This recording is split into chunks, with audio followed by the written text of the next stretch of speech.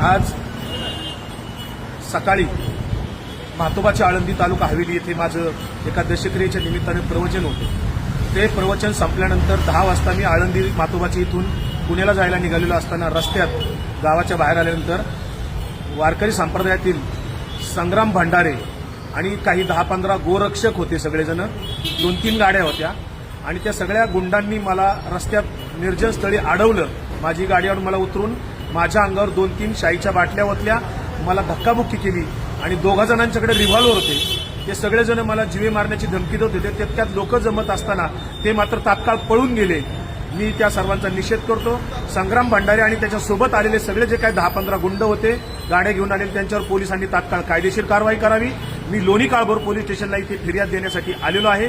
जोपर्यंत त्यांना सर्वांना अटक होत नाही तोपर्यंत लोणी काळभोर पोलीस स्टेशन येथे माझा सत्याग्रह सुरू राहणार आहे।